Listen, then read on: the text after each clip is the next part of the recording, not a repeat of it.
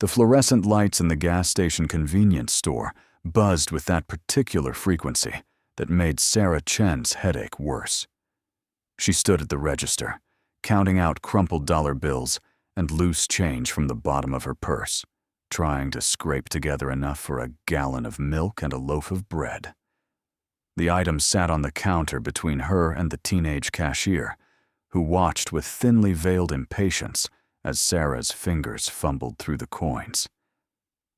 27, 28, Sarah whispered to herself, her voice barely audible over the hum of the refrigerators lining the back wall. The cashier sighed, loud enough to make his feelings clear. Behind Sarah, a line had formed. 3 people, maybe 4. She could feel their eyes on her back, could sense their irritation radiating like heat. "I'm sorry," she said, not looking up. "Just one more second."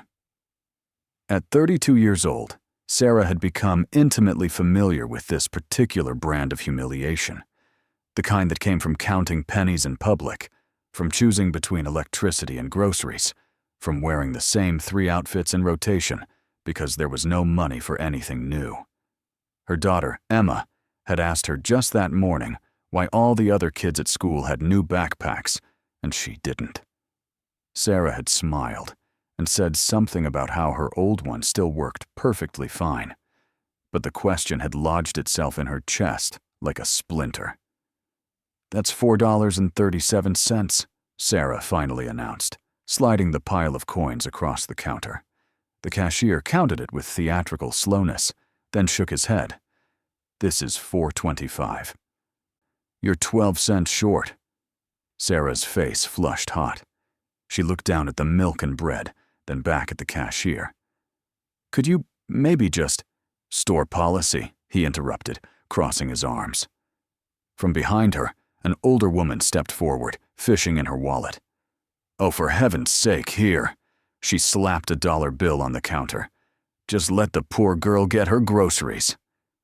The pity in the woman's voice was somehow worse than the cashier's disdain. Sarah wanted to refuse, wanted to say she didn't need charity, but Emma was waiting at home, and there was literally nothing else in the refrigerator. She swallowed her pride like broken glass. "Thank you," she whispered, taking her bag and hurrying toward the door before the tears could start. The parking lot was nearly empty.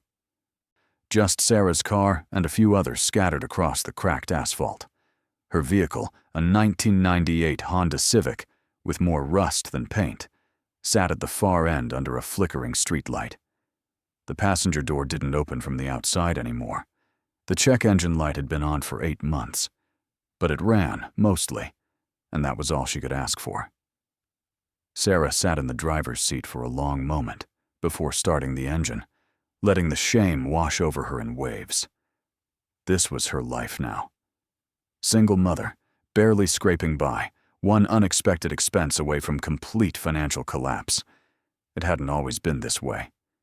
3 years ago, she'd been married, had a decent job as a bookkeeper at a small accounting firm, had a modest but comfortable apartment. Then her husband, Daniel, had decided he wanted something different. Someone different. Someone without the complications of a 4-year-old daughter and mounting medical bills from Emma's chronic asthma. The divorce had been swift and brutal. He'd left her with nothing but debt and broken promises about child support that materialized maybe once every 3 months, if she was lucky. The accounting firm had downsized 6 months later. Sarah's position had been restructured, which was corporate speak for eliminated. She'd found work where she could, mostly waitressing at a diner called Mel's that smelled permanently of burnt coffee and desperation. The tips were unpredictable, the hours were grueling, and her manager had a habit of cutting shifts without warning whenever business was slow. She'd moved herself and Emma into a studio apartment in the cheapest part of town, the kind of building where the elevator never worked, and you could hear your neighbors' arguments through the paper-thin walls. Emma slept on a fold-out couch. Sarah took the floor most nights, her back aching from the thin camping mat that served as her mattress. And still, it wasn't enough. The rent was always due before she had the money. Emma's asthma medication cost more than Sarah made in a week. The car needed repairs she couldn't afford. The debt collectors called at all hours, their voices sharp and accusatory, as if poverty were a moral failing rather than a circumstance. Sarah started the car and pulled out of the parking lot, heading toward home through streets she'd memorized in her 3 years of struggling in this town. She'd grown up 2 states away, in a place that felt like a different lifetime now. Her parents had died when she was in her early 20s, a car accident that had taken them both in an instant. She'd been an only child, so there was no family to fall back on when things got hard. No safety net, no inheritance to speak of. Just her and Emma against the world. The apartment building came into view, a 5-story brick structure with graffiti on the walls and trash collecting in the corners of the entryway. Sarah parked in her assigned spot, a cramped space near the dumpsters, and gathered her single bag of groceries. Emma was waiting by the window when Sarah walked in, her small face pressed against the glass. At 7 years old, she had Sarah's dark hair and her father's eyes, a combination that sometimes made Sarah's chest ache with complicated emotions. But Emma had a brightness that neither of her parents possessed, a stubborn optimism that refused to be dimmed by their circumstances. "Mommy!" Emma launched herself off the couch and wrapped her arms around Sarah's legs. "Did you get the milk?" "I did, sweetheart." Sarah set the bag down and scooped Emma into a hug, breathing in the smell of her daughter's strawberry shampoo. This, at least, she could still afford. The dollar store version, but Emma didn't know the difference. "Can we have cereal for dinner?" Sarah's heart squeezed. Cereal for dinner because there was nothing else. "How about we make it special?" she suggested, forcing brightness into her voice. "We can put some of that frozen fruit in it.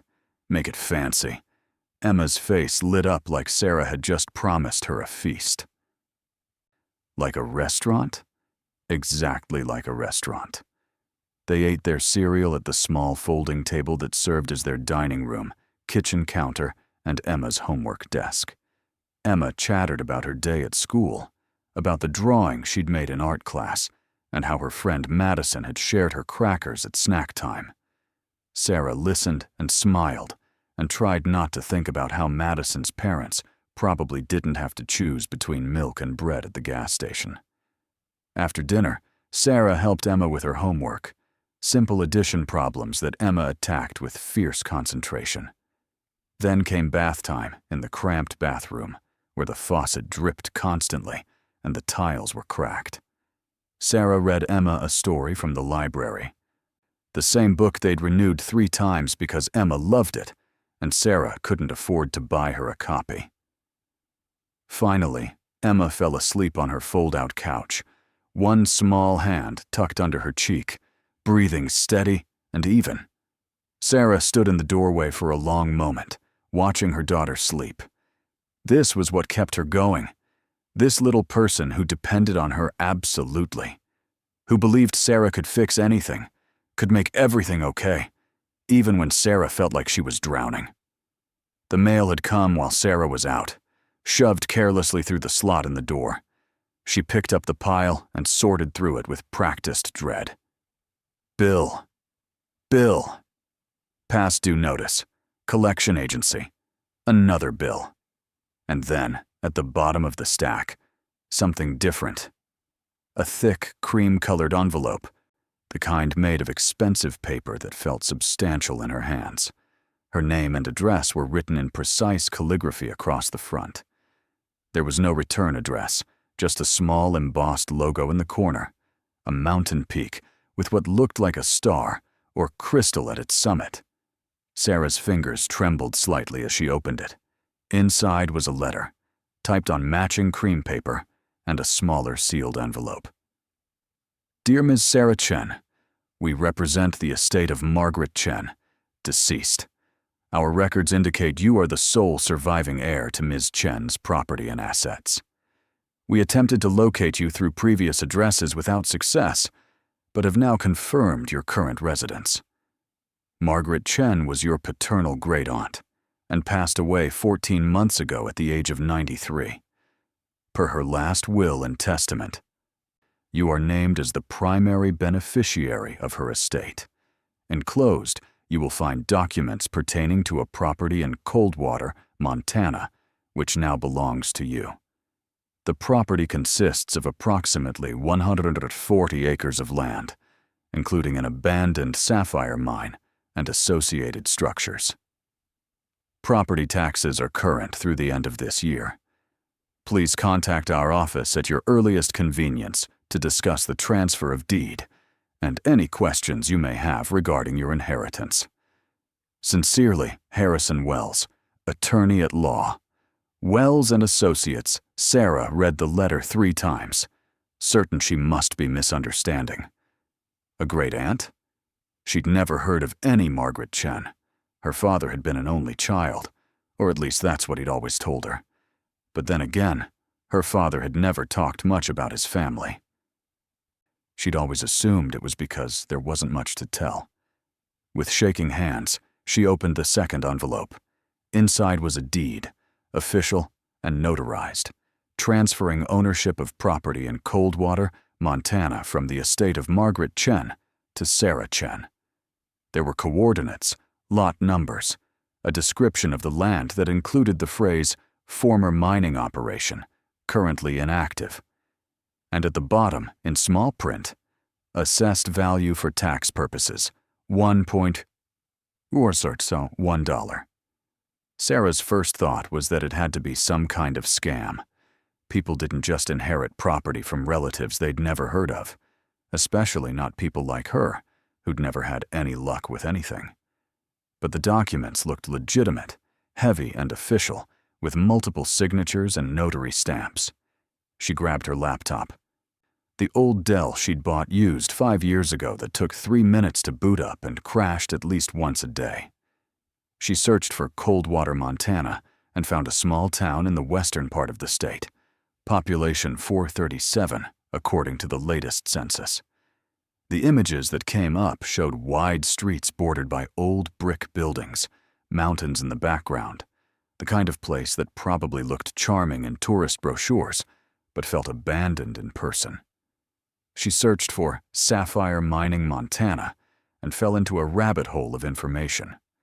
Montana was famous for sapphires, apparently. The state produced them in various colors, blues and pinks, and yellows and oranges. There had been a boom in the late 1800s and early 1900s, dozens of mines operating across the western part of the state. Most had closed by the 1960s, when synthetic sapphires became cheaper to produce. An abandoned mine, worth $1 for tax purposes. Sarah felt the tiny flame of hope that had sparked when she first opened the letter begin to flicker and die. Of course it was worthless. Of course her great-aunt had left her something that sounded impressive, but was actually just a liability, probably filled with debt and environmental hazards. But still, it was land. It was property. It was something she owned. The first thing she'd ever owned besides a failing car and second-hand furniture. Sarah found the law firm's website and sent an email, her fingers flying over the keys despite the late hour. She explained who she was, confirmed her identity, and asked what she needed to do next. She hit send before she could second-guess herself, then closed the laptop and stared at the deed lying on the table. 140 acres in Montana, an abandoned mine, a property assessed at $1. It was probably nothing, was almost certainly nothing, but it was hers. The response from the law firm came the next morning, faster than Sarah had expected. Harrison Wells himself had replied, his email professional, but surprisingly warm. He explained that Margaret Chen had been a reclusive woman who'd made her fortune in the mining industry decades ago, then withdrawn from public life. She'd had no children, no close family, except a nephew she'd lost contact with years before he died. That nephew had been Sarah's father. Your great-aunt was quite specific in her will, Wells wrote. She wanted the property to go to family, even family she'd never met. She believed in second chances and new beginnings. The property is yours free and clear, no mortgages or liens. The only ongoing expense is the annual property tax, which amounts to approximately $400 per year. $400 a year. Sarah could barely afford $400 a month for rent, but somehow, looking at that number made her feel something shift in her chest. $400 a year to own 140 acres of land, to own something, to have something that belonged to her and Emma that couldn't be taken away. The email continued. I should be transparent with you, Miss Chen. The property has been abandoned for over 40 years. The mine was closed in 1982 when Sapphire prices dropped and operations became unprofitable. There are some structures on the land, old mining buildings, but I cannot attest to their condition. The land itself is quite remote, accessible only by a dirt road that may not be passable in winter. I say this not to discourage you, but to ensure you have realistic expectations. Realistic expectations. Sarah almost laughed. Her expectations couldn't get much lower than they already were. She wrote back, "What would I need to do to see the property in person?" The reply came an hour later. "You're welcome to visit anytime. I can arrange for a local contact to meet you there and provide access. The property is about 20 miles outside Coldwater proper. If you're seriously considering the trip, I'd recommend waiting until late spring or early summer when the roads are clearer. Montana winters can be brutal, especially in the mountains." Sarah looked at her calendar. It was mid-March. Spring was just beginning to hint at its arrival, the snow melting in dirty piles at the edges of parking lots. Late spring would be May, maybe early June, 2 or 3 months away. 2 or 3 months to save enough money for gas to drive to Montana, to take time off work, though that was laughable since Mel's would probably just fire her if she asked for more than 2 consecutive days off. To figure out what to do with Emma during a road trip to look at an abandoned mine in the middle of nowhere. It was impossible. It was impractical. It was exactly the kind of thing that people in Sarah's position couldn't afford to even consider. But the deed sat on her table like a talisman, and for the first time in 3 years, Sarah felt something that wasn't quite hope, but was at least hope's distant cousin. Possibility.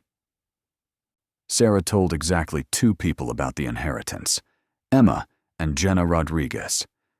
Jenna was Sarah's co-worker at Mel's Diner, a 35-year-old single mother of 2 who'd been waitressing at the same place for 12 years.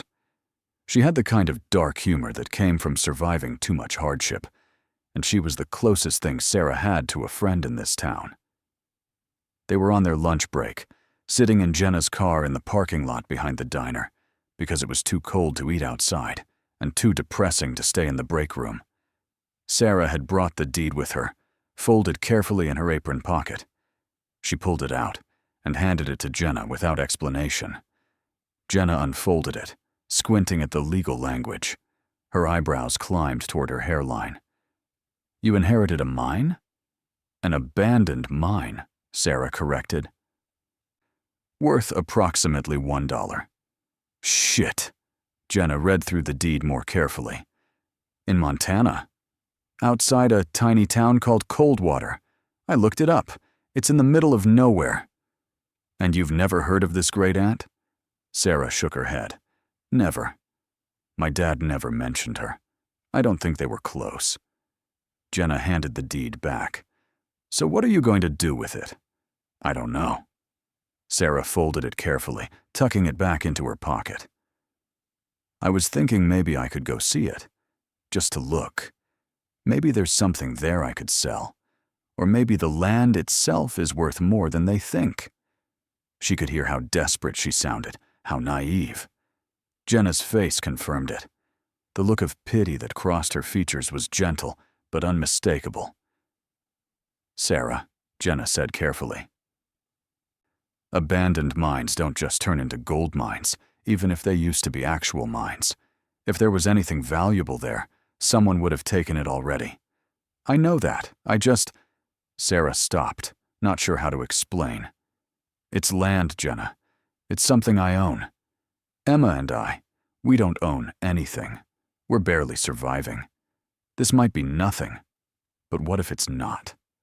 What if there's something there? Jenna was quiet for a moment, her dark eyes searching Sarah's face. Then she sighed, a sound that carried a decade of crushed dreams. How much would it cost you to go look? Sarah had already done the math.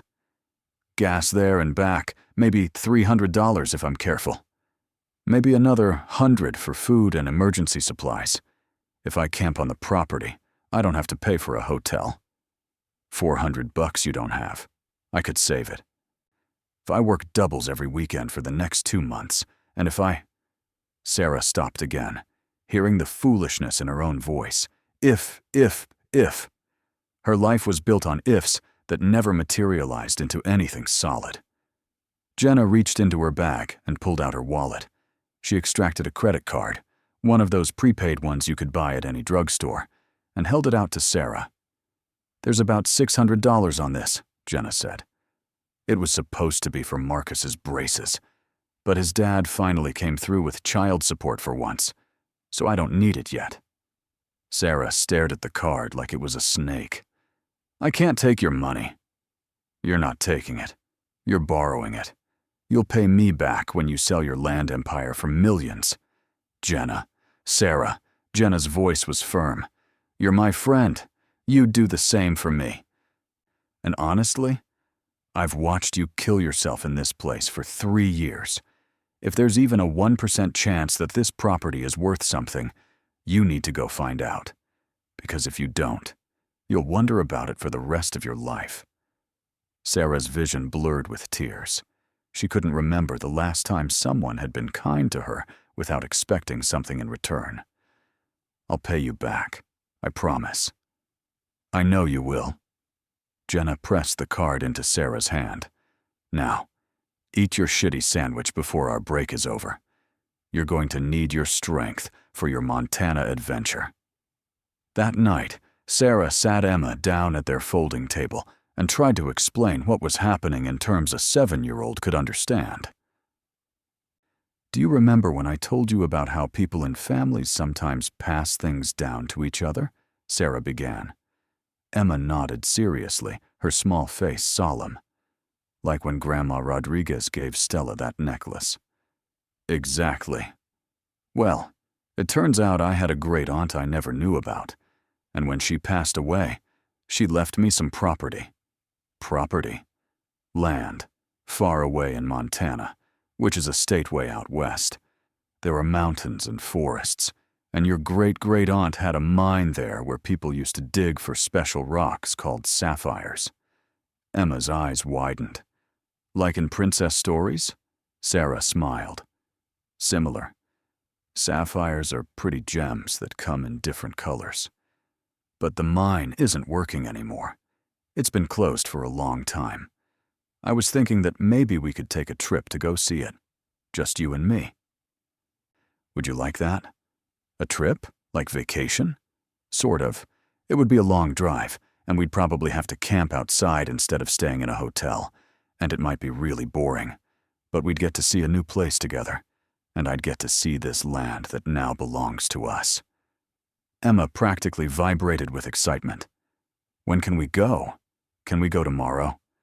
Not tomorrow, sweetie. We need to save up some money first, and we need to wait until it gets a little warmer. Maybe in 2 months. Would that be okay? 2 whole months? Emma's face fell dramatically. That's forever. It'll go by fast, I promise.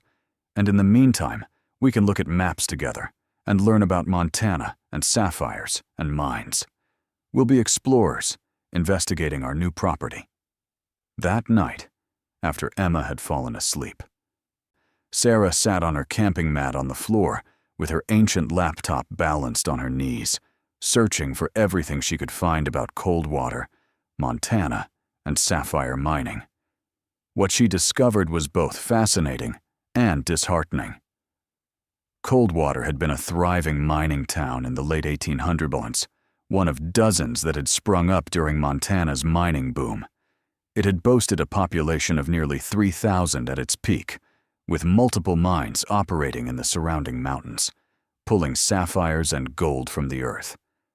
But like most boom towns, Coldwater had eventually gone bust. The mines had played out or become unprofitable. People had moved away. By the 1970s, the town was nearly abandoned. A few hardy souls had remained, opening tourist shops and bed and breakfasts for the occasional visitor who wanted to see authentic Old West architecture. But mostly, Coldwater was a ghost of its former self. Sarah found old photographs of the mines in their heyday, black and white images of men with pickaxes and dirty faces, standing in front of wooden structures built into hillsides. She found articles about the geology of Montana sapphires, how they formed in igneous rock and were carried by erosion into gravel deposits. She learned that Montana sapphires came in an array of colors, not just blue, and that some had been quite valuable in their time. But she also found countless articles about the environmental disasters left behind by old mining operations: contaminated water, unstable tunnels, toxic tailings. Abandoned mines were liabilities, not assets. The government had spent millions trying to clean them up and secure them. Her inheritance, Sarah realized with sinking certainty, was probably just an expensive problem waiting to happen. A piece of land that would cost more to make safe than it would ever be worth. But still, it was hers, and she was going to see it. The next 2 months passed in a blur of double shifts and careful saving. Sarah worked every hour Mel's would give her feet aching and her back screaming by the end of each day. She picked up an extra job cleaning offices 3 nights a week, leaving Emma with Jenna's teenage daughter for a few hours, while she scrubbed toilets and emptied trash cans. Every dollar she earned beyond what was absolutely necessary for survival went into a small cash envelope hidden in her sock drawer. She watched it grow with an obsession that bordered on religious, counting and recounting the bills.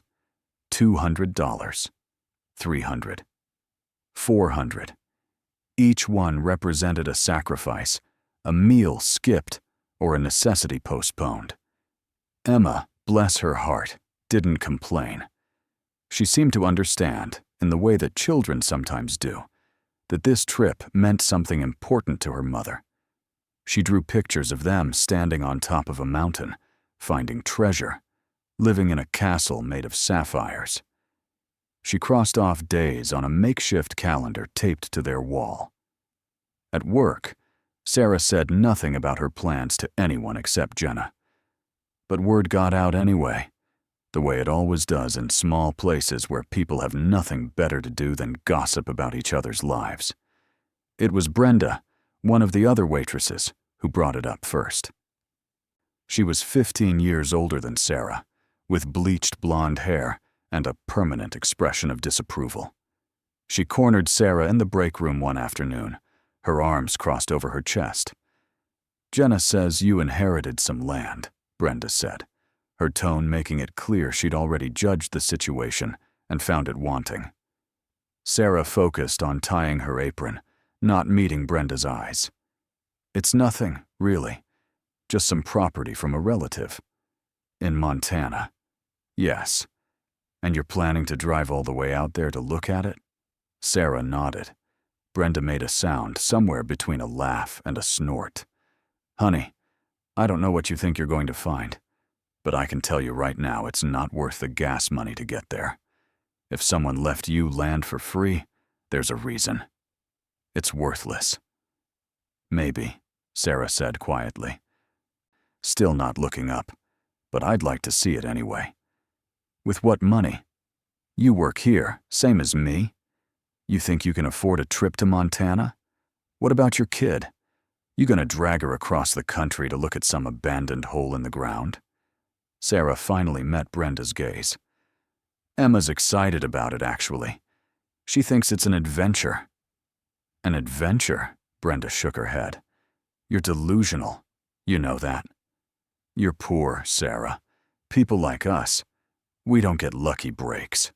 We don't inherit valuable property. Whatever's waiting for you in Montana, I guarantee it's just another way for life to kick you in the teeth. But sure, go waste your time and money. Just don't come crying to the rest of us when you realize it was all for nothing.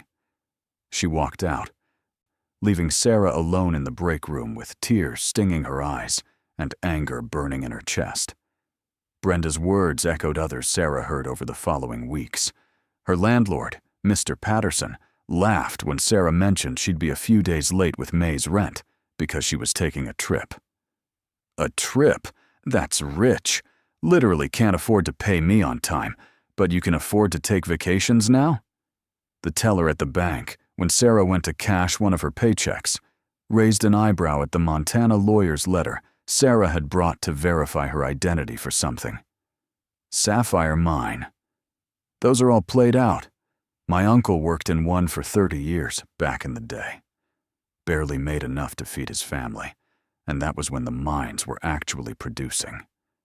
Even Emma's teacher pulled Sarah aside one afternoon. Emma's been talking about this trip you're planning. I just want to make sure. I mean, you're not pulling her out of school for some kind of, unrealistic venture? Everywhere Sarah turned, she encountered skepticism and thinly veiled contempt. People who knew she was struggling seemed personally offended by the idea that she might have stumbled into something valuable. They wanted her to accept her place, to stop reaching for anything beyond survival. There were a few exceptions. Jenna remained steadfast, encouraging Sarah to ignore the doubters. People like Brenda can't stand seeing someone else get a chance, she said. Misery loves company, and she's got enough misery to fill a stadium. The lawyer, Harrison Wells, was professional and helpful, emailing Sarah detailed directions to the property and the contact information for a local man named Roy Davidson, who'd agreed to meet them there. I hope the property exceeds your expectations, he wrote in his final email before Sarah left. Your great-aunt believed in possibilities. She would have wanted you to approach this with optimism. But optimism was hard to maintain when everyone around her seemed determined to crush it. By the time mid-May arrived and Sarah packed her car for the trip, she felt brittle and defensive, simultaneously convinced she was making a huge mistake, and stubbornly determined to see it through anyway. She'd managed to save $873 in cash, supplemented by Jenna's borrowed $600, almost $1,500 to her name, the most money Sarah had possessed at one time since before the divorce. It should have felt liberating. Instead, it felt terrifying, like she was holding the collective weight of everything that could go wrong. Emma, at least, maintained her enthusiasm. She bounced around their apartment the night before they left, checking and rechecking her small backpack. Sarah had bought her a disposable camera at the drugstore, a small extravagance, so Emma could document their adventure. Emma had already used half the film photographing their apartment. Tomorrow we're going to see our mine, Emma announced, spinning in circles. Our very own mine with sapphires. There probably aren't any sapphires left, honey, Sarah cautioned, not wanting Emma to be disappointed. The mine's been closed for a very long time. But maybe there are some they missed, Emma insisted. Hidden ones. Treasure ones. Sarah pulled her daughter close, pressing a kiss to the top of her head. Maybe, she conceded, because what was the harm in letting a 7-year-old dream? That night, Sarah barely slept. She lay on her camping mat, staring at the ceiling and running through everything that could go wrong. The car could break down. The property could be dangerous. They could get there and find absolutely nothing. Just wasted time and wasted money and confirmation that she really was as foolish as everyone said. But when dawn broke and weak sunlight filtered through their apartment's single window, Sarah got up, woke Emma, and started loading the car. They were doing this. Whether it was brilliant or stupid, whether it ended in triumph or disaster, they were doing this. By 7 a.m., they were on the road, heading west toward Montana, and whatever waited for them there. The highway stretched endlessly before them, a gray ribbon cutting through landscape that shifted and transformed with each passing hour. Sarah drove with both hands on the wheel, hyper-aware of every shimmy and rattle from her ancient Honda. The check engine light glowed like an accusatory eye on the dashboard, but the car kept moving, and that was all she could ask for. Emma sat in the passenger seat, her booster seat belted securely, watching the world roll past with wide-eyed fascination. She'd never been outside their home state before. Every new thing delighted her. The gradual flattening of the land as they moved west, the way the sky seemed to grow bigger, the semi-trucks that rumbled past them like mechanical dragons. "Mommy, look!" Emma pointed at a sign. "Montana. 347 miles." Sarah smiled despite the exhaustion already settling into her bones. They'd been driving for 6 hours, and they had at least 8 more ahead of them before they'd reach Coldwater. She'd planned to break the drive into 2 days, stopping at a rest area to sleep in the car overnight rather than paying for a hotel. Every dollar mattered. They stopped for lunch at a truck stop, sharing a single burger and splitting a small order of fries. Emma chattered happily about everything she'd seen so far, and Sarah tried to match her enthusiasm, even as worry gnawed at her stomach. What if they got all the way to Montana, only to find that the property was completely inaccessible? What if the structures were so dangerous they couldn't even walk on the land? What if this entire trip was exactly the expensive mistake everyone had told her it would be? But Emma's joy was infectious, and Sarah found herself relaxing slightly as they got back on the road. They played games, counting red cars and singing songs they both knew. They listened to a scratchy radio station that faded in and out as they drove through areas with no signal. They watched the landscape transform from flat farmland to rolling hills, to the first distant hints of mountains on the horizon. They spent the night at a rest area in eastern Montana. Sarah reclined in the driver's seat, and Emma curled up in the back with the blanket and pillow they'd brought from home. The parking lot was well lit and relatively busy with other travelers, which made Sarah feel safer. She barely slept, jerking awake at every sound. But Emma dozed peacefully, her small face serene. Dawn came early, painting the sky in shades of pink and gold that took Sarah's breath away. She'd forgotten that beauty like this existed in the world, had spent so long focused on survival that she'd stopped noticing anything beyond the immediate struggle of each day. For just a moment, watching the sunrise over the Montana plains, she let herself feel something close to hope. They drove through the morning, stopping only for gas and bathroom breaks. The mountains grew closer, their peaks still dusted with late spring snow. The air changed, becoming crisper and cleaner, carrying scents Sarah couldn't identify but found oddly comforting. Pine trees appeared, then increased in number until they were driving through dense forests that closed in on either side of the highway. "It's like a fairy tale," Emma whispered, her nose pressed against the window. Sarah had to agree. There was something almost magical about this landscape, so different from the tired town they'd left behind. Even if the property turned out to be worthless, at least Emma would have this memory, this adventure, this glimpse of a world beyond their cramped studio apartment. They reached Coldwater just after 2 in the afternoon. The town was smaller than Sarah had imagined, essentially one main street lined with old brick buildings that had probably been beautiful once, but now wore their age like uncomfortable clothing. Many of the storefronts were empty, their windows dusty or boarded up. The buildings that remained open had a defiant quality, as if staying in business was an act of stubborn resistance against inevitable decay. Sarah drove slowly down Main Street, taking it all in. A general store with faded letters spelling out Hanson's Goods. A diner called the Copper Kettle with a hand-painted sign. A gas station that looked like it hadn't been updated since 1975. A tiny library housed in what might have once been a church. And at the far end of the street, a stone building with a sign reading Coldwater Historical Society and Mining Museum.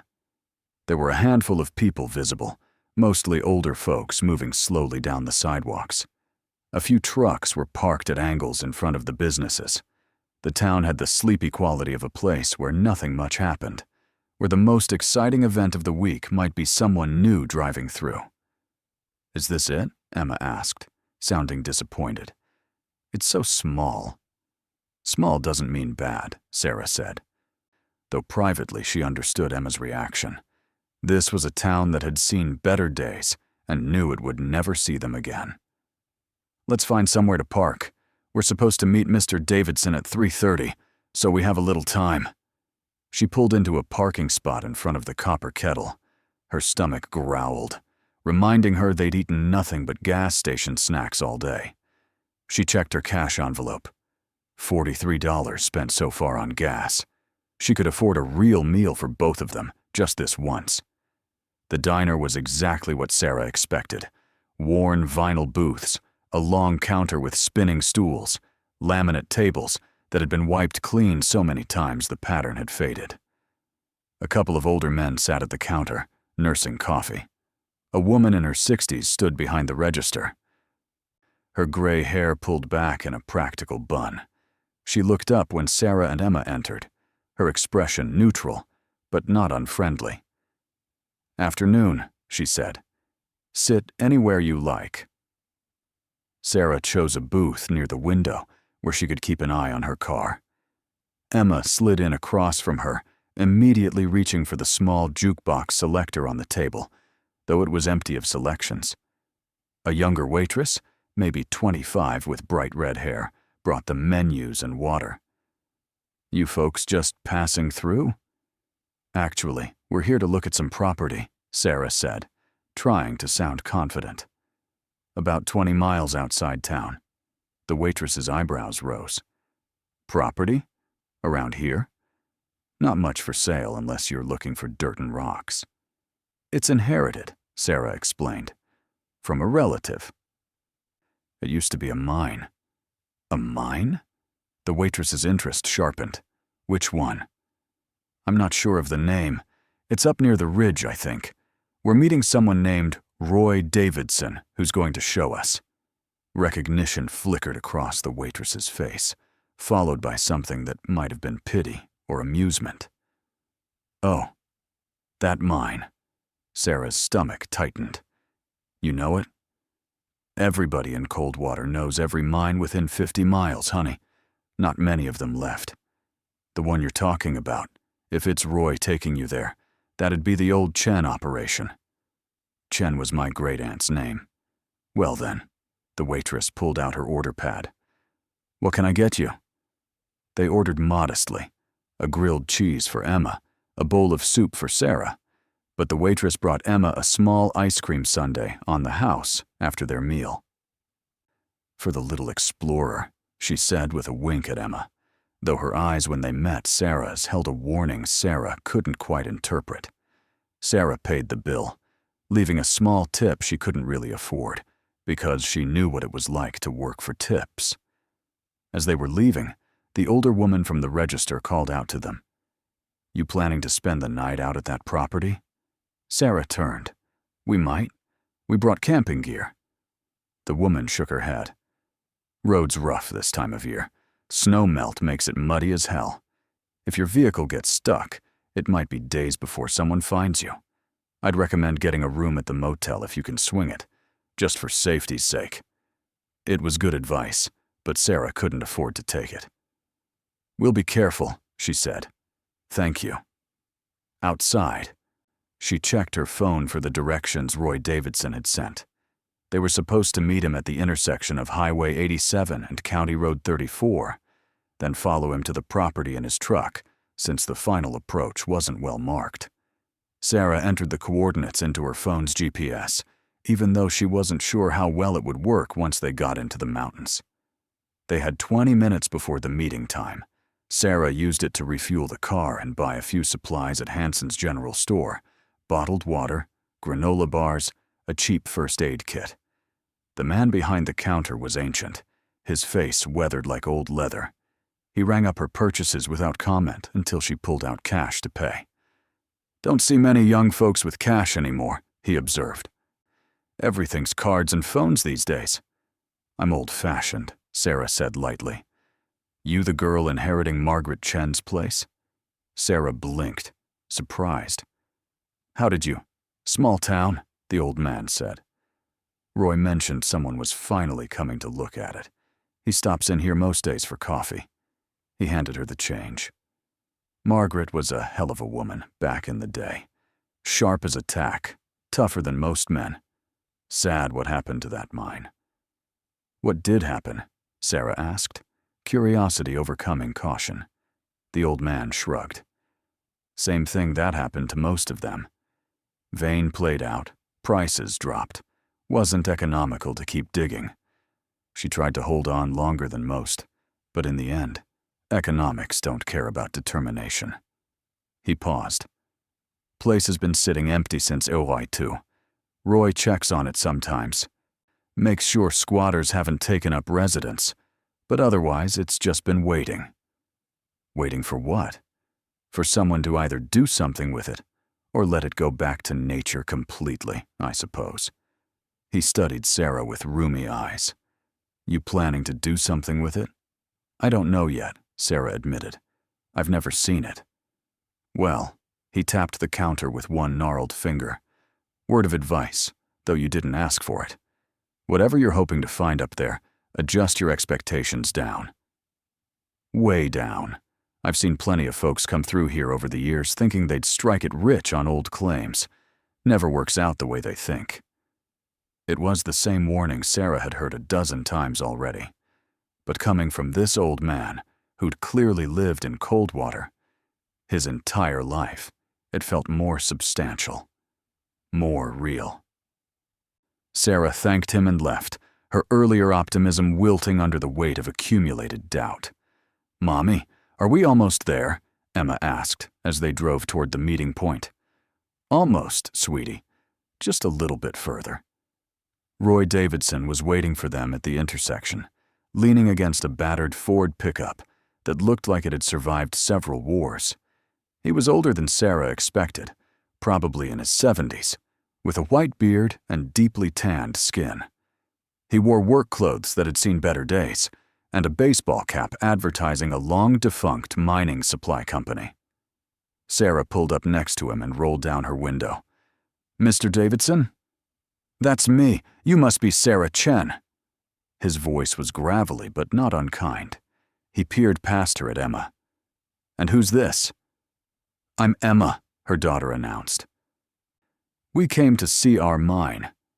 Roy's mouth twitched into something almost like a smile. "Did you now? Well, best follow me then. Road gets tricky once we leave the pavement." That was an understatement. The county road was paved for exactly 3 miles before turning into graded dirt. Then the graded dirt became something that could only generously be called a road. 2 wheel ruts, separated by a strip of grass and mud, winding up into the mountains through dense pine forest. Sarah's Honda struggled with the incline and the rough surface. She had to slow to a crawl in several places, where the ruts were deep enough to bottom out her car. Tree branches scraped against the sides with sounds that made her wince. This vehicle was all she had, and she was destroying it for the sake of looking at property that everyone insisted was worthless. But she kept going, following Roy's taillights as they climbed higher. The forest pressed close on both sides, so thick that very little sunlight penetrated to the forest floor. It felt primeval, untouched, like they were driving into a place where humans didn't belong.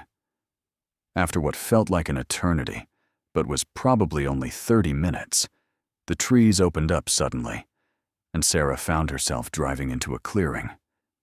She stopped the car, her hands aching from gripping the steering wheel so tightly, and just stared.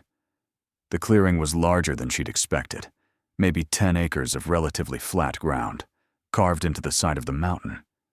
In the center stood the remains of what had once been substantial mining operations. A large wooden structure, probably the main processing building, leaned at an alarming angle. Its roof partially collapsed, and its walls gray with age and weather. Several smaller buildings in similar states of decay surrounded it. Rusted equipment lay scattered across the clearing like the bones of long-dead animals. Old ore carts, the skeletal remains of conveyor systems, piles of metal sheeting that might have once been part of something functional. At the far end of the clearing, cut into the mountainside itself, was the mine entrance. A gaping mouth of darkness, reinforced with timber that looked disturbingly fragile. A chain-link fence had been erected across the opening at some point, presumably to keep people out. But time and weather had warped the fence until it hung loose from its posts. It was, without question, the most devastated, abandoned, hopeless-looking piece of property Sarah had ever seen. "Oh," Emma said in a small voice, "it's broken." Roy had gotten out of his truck and was walking over to them. Sarah rolled down her window, unable to find words. "I know it doesn't look like much," Roy said, reading her expression. "Been sitting like this for over 40 years. Weather and gravity do their work." "Is it safe?" Sarah managed to ask. "I mean, can we walk around?" "Safe enough if you're careful and stay out of the buildings. They're not structurally sound. The mine entrance itself is completely off limits. That fence is there for a reason. But the clearing is solid, and there's some interesting equipment if you want to look around." He paused. "Your great aunt. She had a house up here, too, about a quarter-mile further up the road. It's in better shape than the mine buildings. If you want to see it." "There's a house." Sarah hadn't seen any mention of a house in the documents. "Small cabin, really. Margaret lived up here year-round for a while when the mine was operating. After it closed, she moved to town, but she kept the cabin maintained for a few years before she just gave up, I guess. It's been empty as long as the mine has." Sarah looked at Emma, who had pressed her face against the window, staring at the desolate scene before them. She could see her daughter's disappointment, the death of the treasure-filled fantasy Emma had been nurturing for 2 months. "Can we see the cabin?" Sarah asked, as much to distract Emma as out of genuine curiosity. "Sure thing. Follow me." The road beyond the clearing was even worse than what they'd already traveled, barely more than a hiking trail. Sarah's car scraped bottom twice, and she was certain she'd lost some essential piece of the undercarriage. But they made it to a second, smaller clearing where a log cabin stood. This, at least, looked less apocalyptic. The cabin was small, maybe 800 square feet, but it appeared structurally intact. The roof sagged in places but held. The windows were intact, though filthy. A small covered porch wrapped around the front, and despite the obvious neglect, Sarah could see that this had once been someone's beloved home. "Margaret built this herself," Roy said as they got out of the car. "Well, she and the crew she hired. She was particular about it. Wanted real logs, wanted it done right. Used to say this was the only place she felt at peace." He pulled a set of keys from his pocket. "Harrison Wells sent these over. Said you'd probably want to see inside." The cabin smelled of dust and abandonment, but underneath that was the ghost of wood smoke, and something Sarah couldn't quite identify. Dried herbs, maybe. The interior was a single large room with a sleeping loft above. A stone fireplace dominated one wall. A small kitchen area occupied one corner, with a cast-iron stove that looked ancient but well-made. Furniture remained: a table, 2 chairs, a rocking chair near the fireplace, all covered in dust, but seemingly undamaged. Emma walked slowly around the room, her fingers trailing along the dusty surfaces. Someone lived here? She asked in wonder. Your great-great-aunt, Sarah said. My father's aunt. She lived here while she ran the mine. All by herself. I think so. Emma stopped in front of the fireplace, where a few items still sat on the mantel. Photographs in old frames, too dusty to make out clearly. A small wooden box, a teacup with a delicate floral pattern. She must have been lonely. The observation, delivered with a child's simple clarity, hit Sarah hard. Yes, Margaret Chen must have been lonely, living up here on this mountain, working a mine that was slowly failing, watching her livelihood slip away until she had no choice but to abandon everything she'd built. And then living another 30 years in town, never selling this property, never developing it, just holding on to it like a memory she couldn't quite let go of. Roy stood in the doorway, giving them space. There's a well around back that probably still works, he said, and an outhouse that's seen better days, but isn't completely collapsed. If you were serious about camping here tonight, the cabin would be better than a tent. At least you'd have walls and a roof. Sarah walked to one of the windows and rubbed a clear spot in the grime. The view looked out over the clearing toward the distant mountains, peak after peak, stretching into the hazy distance. It was breathtaking and heartbreaking all at once. Can we stay here, Mommy? Emma asked. Please. It's like a real cabin in the woods, like in stories. Sarah looked at Roy. Would that be okay? I mean, is there any reason we shouldn't? Property's yours, Roy said with a shrug. I don't see why not. I'll head back to town, let you folks get settled. You've got my number if you need anything. Though cell service up here is spotty at best. I can come back tomorrow morning if you want. Show you more of the property in daylight. After Roy left, his truck rumbling back down the mountain, Sarah and Emma stood in the cabin surrounded by 40 years of dust and silence. The sun was lowering toward the horizon, sending golden light through the dirty windows. In that light, Sarah could almost see what this place had been.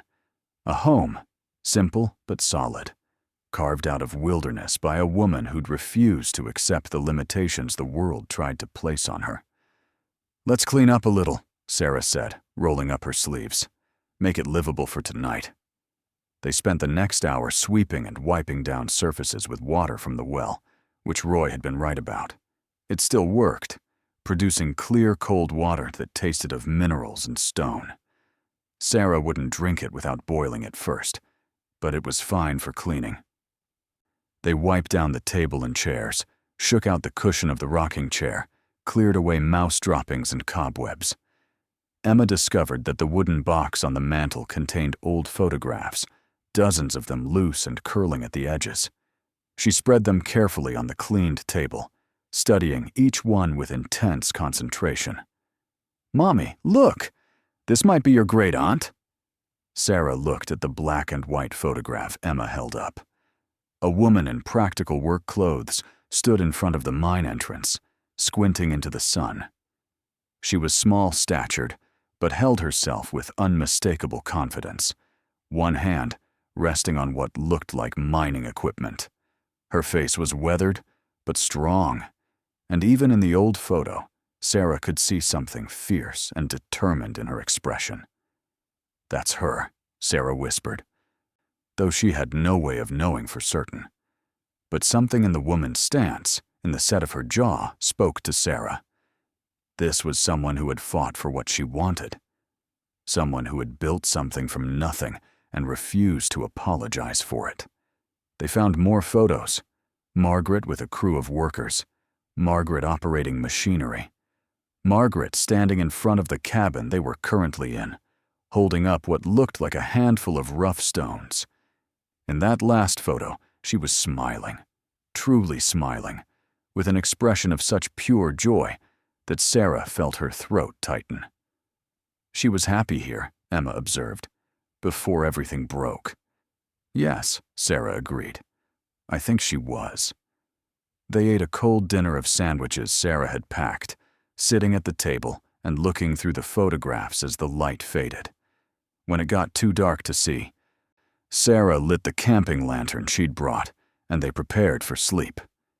Emma would take the loft, which still had an old mattress that was surprisingly intact. Sarah would take the rocking chair, wrapped in a sleeping bag. But before they settled down, Sarah stepped outside onto the porch. The night was clear and cold, the stars so bright and numerous they seemed impossible. She'd forgotten that this many stars existed. In town, light pollution washed them out. But here, miles from anywhere, the Milky Way stretched across the sky like a river of light. Sarah wrapped her arms around herself against the chill and thought about the day. The long drive, the skeptical faces in town, the devastating disappointment of seeing the ruined mine operations. By every rational measure, this trip had confirmed what everyone had told her. The property was worthless. No one could do anything with this. The mine was played out, the equipment ruined, the structures unsalvageable. Even the land itself, beautiful as it was too remote and difficult to access to have much market value. She had driven 2,000 miles and spent money she couldn't afford to spare, all to confirm that her inheritance was exactly as worthless as everyone had said it would be. But standing on that porch, under those impossible stars, Sarah found she didn't regret coming. Emma had seen mountains and forests. They'd had an adventure together. And Sarah had seen the place where her great-aunt had lived and worked and dreamed. That had to count for something. Tomorrow they'd look around more thoroughly. Then they'd drive home. Sarah would go back to waitressing at Mel's, back to her studio apartment, back to the grinding poverty that defined her existence. But she'd have this memory, this place, this brief moment of standing under stars so bright they seemed to be trying to tell her something. She went inside and climbed into her sleeping bag, listening to Emma's soft breathing from the loft above. Sleep came slowly, and when it did, Sarah dreamed of a small, determined woman digging into a mountain, searching for something precious buried in the dark. Morning came with pale light filtering through the cabin windows, and the sound of birds Sarah couldn't identify singing in the trees. She woke stiff and sore from sleeping in the rocking chair, her neck protesting as she stood and stretched. Emma was still asleep in the loft, one arm dangling over the edge of the mattress. Sarah used the outhouse, which was exactly as unpleasant as expected, then started exploring the area immediately around the cabin. In the growing light, she could see more details she'd missed yesterday. A small shed behind the cabin, listing badly but still standing. What looked like the remains of a garden, now completely overgrown. A stone ring that had probably been a fire pit. The well, with a hand pump that screeched when Sarah tested it, but still produced water. She was examining the shed when Emma emerged from the cabin, rubbing sleep from her eyes. "Can we explore the mine now?" "We can look around the clearing," Sarah said. "But we're not going near the actual mine entrance. It's too dangerous." They walked back down the rough road to the main clearing, taking their time in the morning light. Everything looked simultaneously better and worse than it had yesterday. Better because Sarah could see more clearly that some of the equipment, while old and rusted, was still recognizable and might even be salvageable. Worse because she could also see just how much damage time had done. The main processing building was beyond repair. Its floor partially collapsed into the ground. The smaller structures were in only slightly better condition. But Emma, bless her optimistic heart, was fascinated by everything. She wanted to know what each piece of equipment had been used for, how the mine had worked, where the sapphires had come from. Sarah answered as best she could based on the research she'd done, though she was far from an expert. They were examining an old ore cart. Its wheels rusted into immobility when Sarah noticed something. A smaller path led from the clearing, winding around the side of the hill. It was overgrown with brush, barely visible, but clearly man-made. "Where do you think that goes?" Emma asked, following Sarah's gaze. "I don't know. Want to explore?" The path was difficult to follow, often disappearing entirely under decades of plant growth. But Sarah pushed through, holding branches back for Emma, and after about 10 minutes of hiking, they emerged into a smaller clearing she hadn't known existed. Here, scattered across the ground, were piles of rock and gravel. Tailings, Sarah realized. The waste material from the mining operation, dumped here and left to weather. She was about to suggest they go back when something caught her eye, a glint of color among the gray stones. Sarah knelt and picked up the small rock. About the size of her thumbnail, it was dusty and rough, but when she rubbed it against her jeans, a hint of blue-green color showed through. She held it up to the light, her heart beginning to beat faster. It couldn't be, could it? "Emma, come here," she called, trying to keep her voice steady. "Help me look at these rocks. See if you can find any that have color in them, like this one." For the next 20 minutes, they searched through the tailings. Emma found 3 more colored stones. Sarah found 8. None of them were large, and they were all rough and uncut, embedded in matrix rock, but they were undeniably there. Sapphires that had been missed during the original mining operation, discarded with the waste material because they were too small or too embedded to be economically viable 40 years ago. Sarah sat back on her heels, staring at the small collection of rough stones in her palm.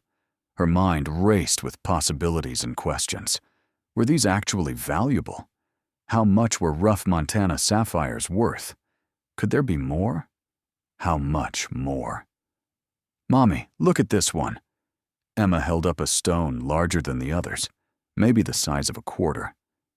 "It's pink." Sarah took it carefully. Even rough and dusty, she could see the stone's potential. A pink sapphire, rare and beautiful. If it could be cut and polished. She forced herself to stop that line of thinking. A handful of rough stones didn't mean anything. They were probably worth a few dollars at most. This wasn't the treasure Emma had been imagining. This wasn't going to change their lives. But still, her heart wouldn't stop pounding. The stones felt warm in her hand, like they held some kind of promise she couldn't quite name. They were so absorbed in their search that neither of them heard the vehicle approaching until it was almost upon them. Sarah looked up sharply at the sound of an engine, her body tensing with sudden fear. Who would be coming up here? Roy had said he'd return tomorrow, not today. A newer pickup truck, dark blue and expensive-looking, pulled into the main clearing below.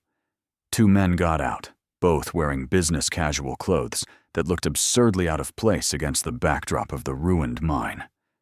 They stood looking around, clearly searching for something. Or someone. Sarah's instinct was to hide, though she couldn't have explained why. Something about the men's body language felt wrong. They moved with an authority that suggested they owned the place, except they didn't. Sarah did. She pulled Emma behind a large boulder at the edge of the tailings clearing, putting a finger to her lips. Emma's eyes went wide, but she nodded, understanding that whatever was happening, they needed to be quiet. From their hiding spot, Sarah watched as the men walked around the clearing, one of them taking photographs with his phone. They spoke to each other, their voices carrying on the morning air, but Sarah was too far away to make out words. After about 10 minutes, they got back in their truck and drove away, heading back down the mountain. Sarah waited 5 full minutes after the sound of their engine faded before emerging from behind the boulder. Her heart hammered in her chest, adrenaline coursing through her veins. "Who were those men?" Emma whispered. "I don't know, baby, but I think we should head back to the cabin." They hurried back up the path, Sarah clutching the rough stones in her pocket. Something about those men had frightened her on an instinctive level. They had been on her property without permission, and they had clearly been looking for something. Back at the cabin, Sarah tried to calm her racing thoughts. She was probably overreacting. Maybe they were just surveyors or county officials checking on the abandoned mine. Maybe it was nothing. But as she looked out the window toward the main clearing below, Sarah couldn't shake the feeling that something had changed. Those men knew about this property. They'd come here for a reason. And whatever that reason was, Sarah had a feeling it wasn't going to be good news for her. She pulled out her phone, hoping for cell service. Nothing. No bars, no way to call Roy or anyone else. They were completely isolated up here. "Mommy." Emma's voice was small. "Are we in trouble?" Sarah pulled her daughter close, pressing a kiss to the top of her head. "No, sweetheart. We're fine. Everything's fine." But even as she said the words, Sarah wasn't sure she believed them. She closed her hand around the rough stones in her pocket, feeling their weight, and wondered what exactly she had stumbled into. Sarah spent the rest of that morning pacing the cabin, alternating between staring at the rough stones on the table and looking out the windows for any sign of the mysterious truck returning. Emma sensed her mother's anxiety and stayed quiet, occupying herself with the old photographs, arranging and rearranging them as if trying to solve a puzzle. By noon, Sarah had made a decision. They needed to go back to town, find cell service, and call Roy. She needed to know who those men were and what right they had to be on her property. And she needed to find out if these stones in her pocket were actually worth anything, or if her imagination was creating hope where none existed. "Pack up your things, Em," Sarah said, trying to keep her voice steady. "We're going back to Coldwater." The drive down the mountain felt different than the drive up had. Every turn, Sarah expected to see the blue truck blocking their path.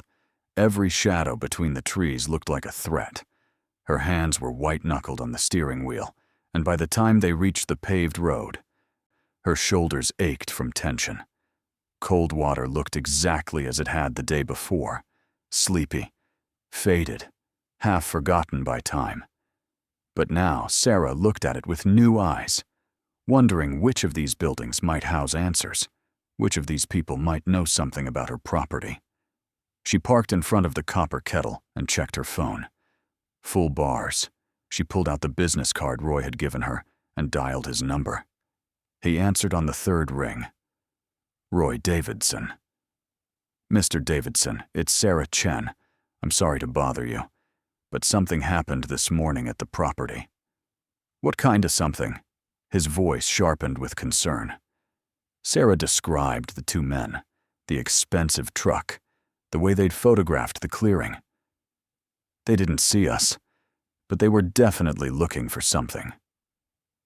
"Do you have any idea who they might have been?" Roy was quiet for a moment. "Did you get a license plate?" "No, I'm sorry. I was too far away." "What did they look like?" "Both white men, maybe 40s or 50s. One was tall, wearing a polo shirt and khakis. The other was shorter, heavier, in a button-down shirt. They looked like, I don't know, business people? Not miners or hikers." Roy swore under his breath. "That sounds like it might have been Thomas Garrett and his associate. Garrett runs a mining consultation company out of Missoula. He's been sniffing around old claims in this area for the past few years, trying to buy them up cheap." "Buy them? Why?" "Because this area isn't as played out as people think. New extraction technologies, better processing methods, rising sapphire prices. What wasn't economical to mine 40 years ago might be viable now. Garrett knows that. He's been buying up abandoned claims, consolidating them, and either working them himself or selling them to larger operations at a markup." Sarah's mouth went dry.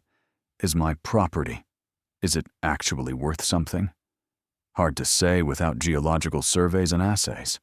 But the fact that Garrett is interested, that's not nothing. Your great-aunt's mine was one of the better producers in this region before prices crashed. If the vein extends deeper than they originally thought," he trailed off. Where are you now? In town, at the diner. Stay there.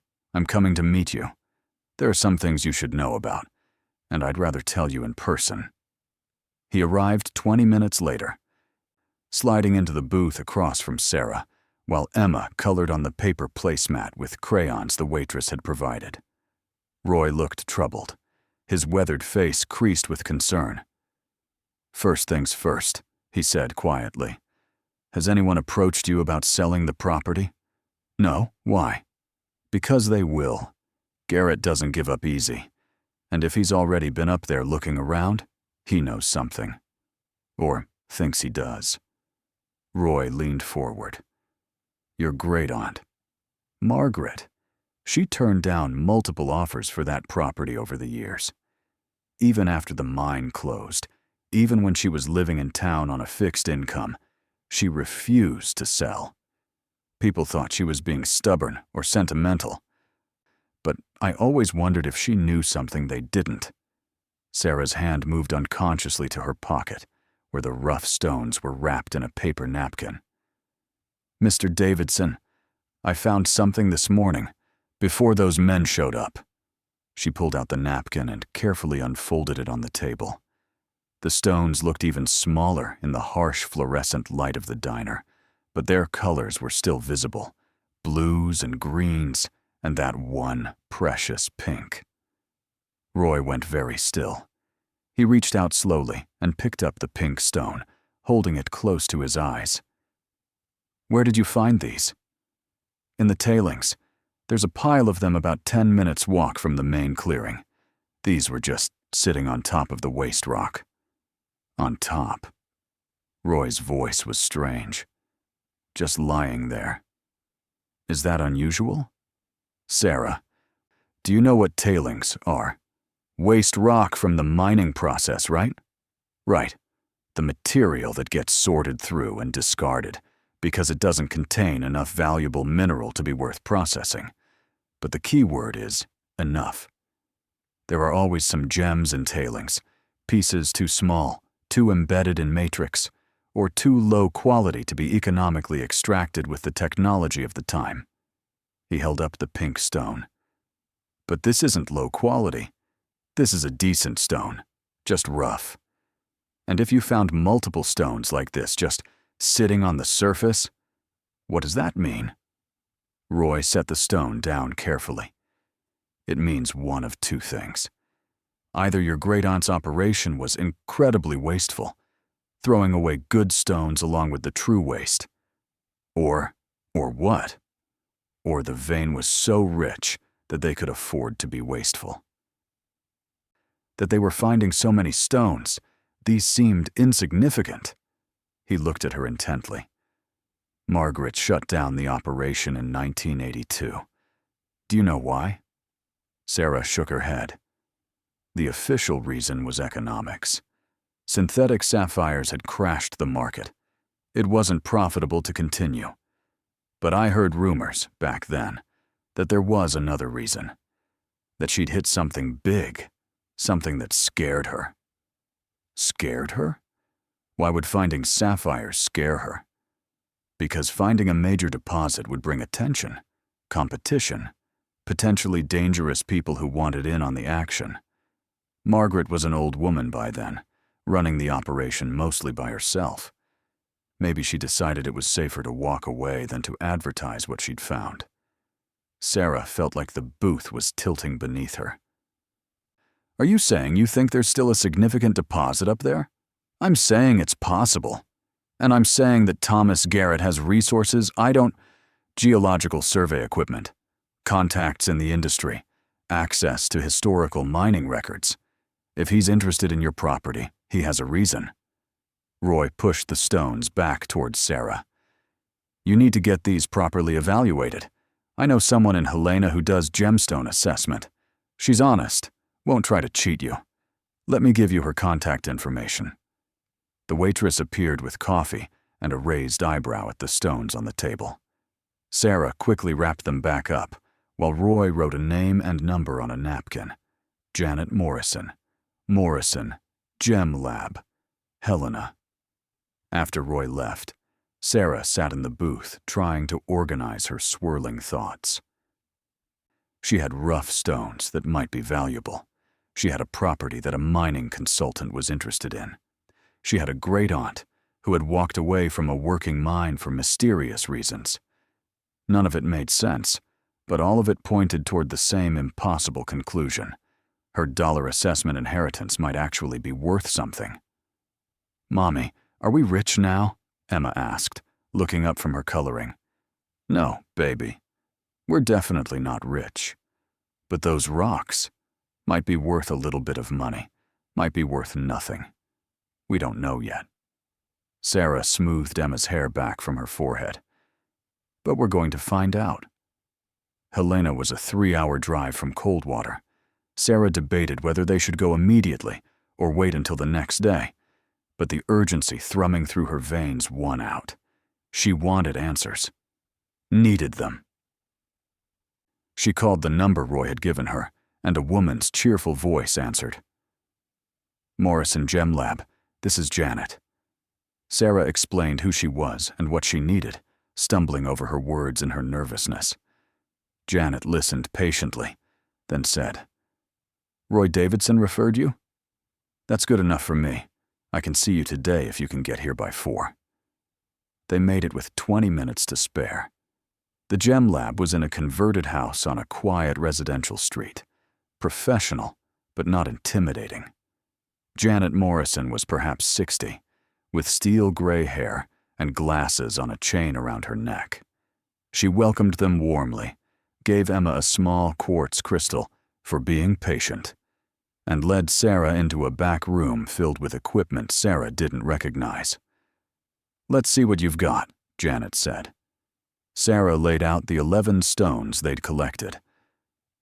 Under the bright lights of Janet's examination table, they looked simultaneously more impressive and more pathetic than they had in the diner. Janet picked each one up, studying them with a jeweler's loupe, making small sounds that Sarah couldn't interpret. Finally, she looked up. "Where did you say you found these?" "In the tailings of an old mine, just sitting on the surface." "And you only searched for, 20 minutes?" "About that, yes." Janet sat back, removing her glasses. "Okay, let me tell you what you have here. These are definitely Montana sapphires, no question about that. Quality varies. Some of these have significant inclusions or fractures that would make them unsuitable for jewelry. But 4 of them, including this pink one, are good quality. With proper cutting and polishing, they'd make beautiful gemstones. How much would they be worth? Rough or cut?" "Both?" Janet picked up the pink stone again. "This one, rough, maybe $200. Cut and polished, could be anywhere from $500 to $1,000, depending on how it cuts and what the final carat weight is. The 3 good quality blue-greens, similar range but probably on the lower end. The rest have some value, but minimal, maybe $20 to $50 each as collector specimens." Sarah's heart sank. She'd been hoping for, what, thousands? She'd driven to Montana on borrowed money and found stones worth maybe $2,000 total. That was more money than she usually had at once, but it wasn't life-changing. It wasn't even apartment deposit money. But Janet wasn't finished. She was looking at Sarah with an expression that was hard to read. "Here's the thing that concerns me. You found these stones just sitting on the surface of a tailings pile. That's unusual. Very unusual. Tailings get weathered and picked over. People have been scavenging abandoned mines in Montana for decades. Someone should have found these already." "Maybe no one knew about the tailings pile," Sarah suggested. "It's pretty hidden." "Maybe. Or maybe there are so many stones in those tailings that even after decades of weathering and scavenging, good specimens still wash to the surface." Janet leaned forward. "Sarah, I don't want to get your hopes up, but if I were you, I'd get a geological survey done on that property. A proper one. Because stones of this quality don't typically get thrown into waste rock unless the mine was pulling out something even better from the main vein. That's what Roy said. Roy Davidson knows his stuff. He worked in these mines back in the day. Janet pulled out a business card. This is a geologist I trust. Tell her I sent you. She can do a preliminary survey, let you know if it's worth pursuing further. Sarah took the card with trembling fingers. Another expense, another gamble. But what choice did she have now? She'd come this far. The geologist, Dr. Patricia Reeves, couldn't meet them until the following week. Sarah used the intervening time to drive back to their home state, check in at work, where Mel grudgingly agreed to give her a few more days off without pay, and try to process everything that was happening. Jenna listened to the whole story in the parking lot of Mel's diner, her eyes growing wider with each detail. When Sarah finished, Jenna was quiet for a long moment. "So you're telling me," she finally said, "that your worthless mine might not be worthless?" "I'm telling you, I have no idea what I have," Sarah replied. "But people who know more than me seem to think it might be something." "And you're going back?" "I have to. Dr. Reeves needs access to the property to do her survey." Jenna grabbed Sarah's hand. "Whatever happens, I'm proud of you. You went. You looked. You didn't just assume everyone was right about it being worthless." That night, lying on her camping mat in the studio apartment that felt smaller than ever after the open spaces of Montana, Sarah allowed herself to imagine. What if the mine really did contain something valuable? What if her great-aunt had walked away from a fortune because she couldn't work it alone? What if Sarah, broke and desperate, had inherited something that could change everything? The fantasies felt dangerous. Hope had a way of making the eventual disappointment more brutal. But Sarah couldn't stop her mind from spinning out scenarios, paying off her debts, getting a real apartment with separate bedrooms, buying Emma new clothes and school supplies without having to count every dollar, maybe even starting a college fund. She fell asleep with the rough stones under her pillow, her fingers closed around them like a talisman. Dr. Patricia Reeves was younger than Sarah expected, maybe 40, with dark skin and kind eyes behind wire-rimmed glasses. She drove up to the property in a Jeep loaded with equipment, Roy Davidson following behind in his truck to make introductions. "Ms. Chen," Dr. Reeves said, shaking Sarah's hand firmly. "I appreciate you allowing me access. Roy and Janet have told me quite a bit about this property. Please, call me Sarah, and I should be thanking you for coming out here." They spent the morning walking the property, while Dr. Reeves took samples, measured, and made notes in a tablet. She examined the tailings pile where Sarah had found the stones, nodding thoughtfully. She studied the exposed rock faces around the old mine entrance.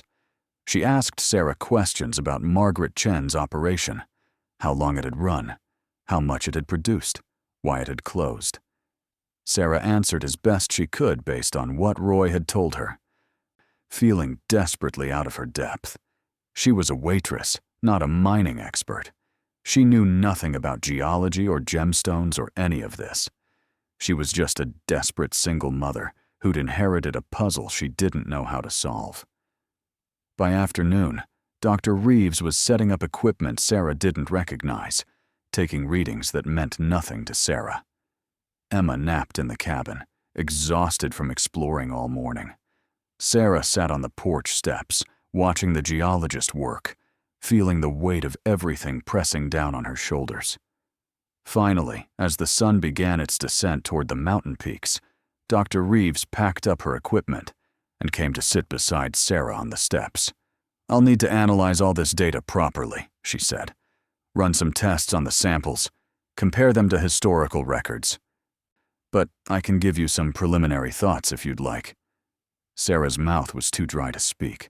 She nodded. "Your great-aunt's mine worked a vertical vein of sapphire-bearing rock that extends into the mountain," Dr. Reeves began. Based on the historical production records Roy was able to find, they extracted gems from the upper portion of that vein for about 8 years before it became unprofitable to continue. But here's what's interesting.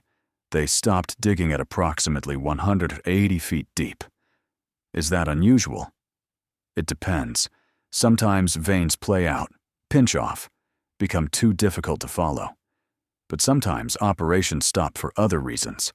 Lack of capital, change in market conditions, death of the owner, legal disputes. She paused. I'd need to do more extensive testing to be certain.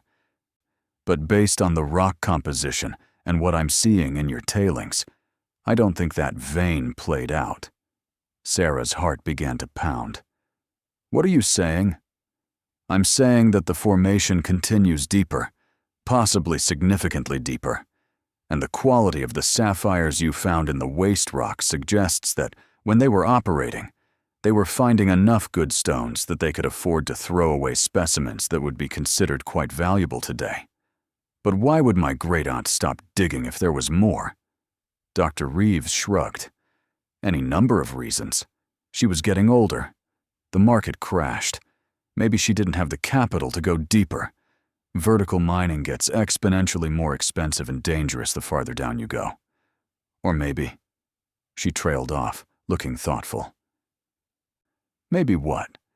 There are stories about some of the old Montana mines, rumors that the miners sometimes hit pockets, concentrated deposits, where the sapphires were so densely packed that they exceeded anything they'd found before.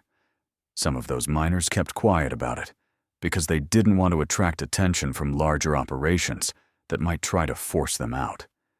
They'd work the pocket quietly, hide the best stones, and never report the full extent of what they'd found. You think my great-aunt found something like that? I think it's possible. The tailings you showed me, the fact that good stones are still washing to the surface after 40 years, the timing of when she shut down operations. Dr. Reeves met Sarah's eyes. Sarah, I think she might have hit a significant deposit and decided it was safer to walk away than to keep digging. The world seemed to tilt. Sarah gripped the edge of the step to steady herself. How significant? I can't tell you that without more testing. But if I'm right about the vein continuing and the possibility of a concentrated pocket, we could be talking about millions of dollars worth of sapphires. Potentially tens of millions depending on the quality and quantity. Sarah couldn't breathe. Millions. Tens of millions. The numbers were so large they lost all meaning. She made $2,000 a month on a good month. She counted pennies to buy milk. She couldn't conceptually grasp what tens of millions of dollars would even look like. I know this is overwhelming, Dr. Reeves said gently, and I need to stress that this is preliminary. I could be wrong. The vein might pinch off 20 feet below where they stopped. The pocket, if it exists, might have been exhausted already. But based on what I'm seeing, I think this property deserves serious investigation. What would that cost? A full geological survey with drilling and assay, probably $50,000 to $70,000. Sarah almost laughed. $50,000? She might as well need $50 million. I don't have that kind of money. I know, but you might not need to pay for it yourself. If the preliminary results are promising enough, there are mining companies that would partner with you, cover the exploration costs in exchange for a share of any production. Or you could sell the property outright for a substantial sum if someone believes there's something here. How substantial? If my preliminary report supports what I think it will, even without confirmation of a major deposit, just based on potential, you could probably get somewhere between 5 and 10 million for it. 5 and 10 million. For property she'd inherited for $1. Property everyone had told her was worthless. Sarah felt tears welling up and couldn't stop them. She covered her face with her hands, trying to muffle the sobs that wanted to escape. Dr. Reeves put a gentle hand on her shoulder. It's okay. This is a lot to process. I'm sorry, Sarah gasped. I can't believe. Everyone said it was worth nothing. Everyone laughed at me for coming here. A lot of people don't see value in things until someone else points it out to them, Dr. Reeves said. Your great-aunt saw the value, and you were smart enough to come look, to ask questions, to not just accept what everyone told you. That takes courage. After Dr. Reeves left, promising to have a full preliminary report within a week, Sarah sat on the cabin porch and watched the sunset. Emma emerged from inside, rubbing sleep from her eyes. "Did the rock lady find treasure?" she asked. Sarah pulled her daughter onto her lap. "Maybe, baby. Maybe she did." The next week was simultaneously the longest and shortest of Sarah's life. She went through the motions at work, waiting tables and smiling at customers, while her mind spun through increasingly frantic calculations. What if Dr. Reeves was wrong? What if the property was worthless after all, and Sarah was building hope on nothing? But what if she was right? The preliminary report arrived via email on a Thursday afternoon. Sarah was on her lunch break in her car when the notification appeared on her phone. Her hand shook so badly she almost couldn't open the attachment. The report was dense with technical language Sarah barely understood, but the conclusion was clear. Based on geological analysis, historical production data, and sample testing, it is my professional opinion that the sapphire-bearing vein at the Chen mine property continues beyond the depth reached during original operations. The quality of specimens found in tailings, combined with rock formation analysis, suggests the strong possibility of a significant concentrated deposit between 200–400 feet depth. Conservative estimate of potential deposit value, assuming 60% recovery and current market prices, $400–700 million. Optimistic estimate, $1.2 billion. Sarah read the numbers 3 times, 4 times. They still didn't make sense. $700 million, $1.2 billion. Those weren't numbers that applied to real life, not to her life. Her phone rang. Dr. Reeves. "Sarah, did you see the report?" Yes. I don't understand. These numbers, I know they seem unbelievable, but I've triple-checked my analysis. The geology supports it. The historical records support it. If that vein continues, and if there's a pocket deposit where the sapphires are concentrated, we're talking about one of the richest sapphire deposits ever found in North America. Dr. Reeves paused. "Sarah, you need to be very careful now. Once this information gets out, and it will get out, you're going to have a lot of people very interested in your property. Like Thomas Garrett. Like him, and people much more powerful than him. Mining companies, investors, potentially even international buyers. You need to get a good lawyer. Someone who specializes in mineral rights and mining contracts. Don't sign anything. Don't make any deals until you have representation. Do you understand?" "Yes," Sarah whispered. "And Sarah, congratulations. Your life just changed." After she hung up, Sarah sat in her car in the parking lot of Mel's Diner and tried to absorb what was happening. She, Sarah Chen, single mother who couldn't afford a gallon of milk without counting change, might be sitting on nearly $1 billion worth of sapphires. Property she'd inherited for $1 from a great-aunt she'd never met. Property everyone had told her was worthless. Property she'd nearly not bothered to visit because the trip seemed too expensive. She thought about Brenda's sneering face. People like us don't get lucky breaks. She thought about her landlord laughing at the idea of her taking a trip. She thought about every person who'd looked at her with pity or contempt, who'd made her feel small and foolish for daring to hope. And then she thought about Margaret Chen, her great-aunt, who'd built something from nothing, who'd refused to sell even when everyone thought she was crazy, who'd somehow known that this land held something precious and had passed it down to family she'd never met, believing in possibilities no one else could see. Sarah started laughing and crying at the same time, her shoulders shaking with the force of emotions she couldn't name. Relief, vindication, disbelief, joy, fear. They all crashed over her in waves until she was gasping for breath. When she finally composed herself enough to go back into the diner, she found Jenna waiting by the entrance, concern written across her face. "You've been in your car for 45 minutes, Jenna said. "I was about to call someone. What's wrong?" Sarah looked at her friend, the only person who'd believed in her, who'd lent her money when no one else would, who'd encouraged her to take this insane chance. And she started crying again. "Jenna," she managed to say, "I need to tell you something." They sat in Jenna's car this time, and Sarah showed her the report. Watched Jenna's eyes grow wider with each page until she looked up with an expression of pure shock. "Sarah, this says your mine might have $700 million worth of sapphires in it." "I know.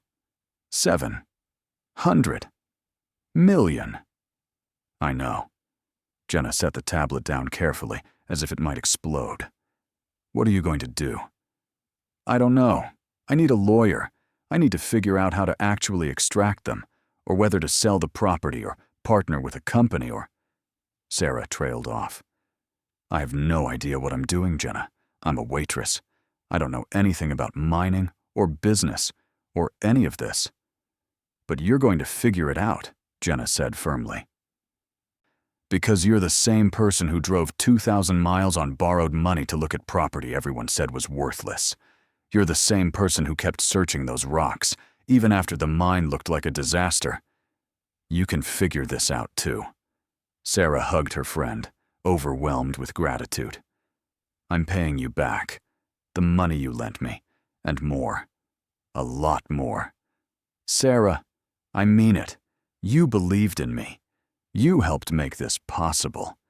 When I figure all this out, when I—" She couldn't finish the sentence. "When I, what? Become a millionaire? A billionaire?" It still didn't feel real. The news spread faster than Sarah could have imagined. Within 3 days of Dr. Reeves submitting her report to the State Geological Survey, a legal requirement for claims of this magnitude, Sarah started getting calls. Mining companies, investment firms, lawyers offering their services, even a few reporters wanting to write the feel-good story of the single mother who struck it rich. And Thomas Garrett. He showed up at her apartment on a Saturday morning, his expensive suit looking wildly out of place in her building's dingy hallway. Sarah answered the door to find him standing there with what he probably thought was a friendly smile. "Ms. Chen, Thomas Garrett, Garrett Mining Consultants.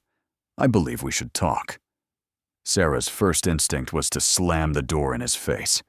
This was the man who'd been trespassing on her property, who'd been circling like a vulture, waiting for her to fail. But Dr. Reeves had told her to be careful, to not make enemies unnecessarily. So she crossed her arms and stayed in the doorway, not inviting him in. "What do you want, Mr. Garrett?" "I want to make you an offer for your Montana property. A generous offer. $10 million. Cash.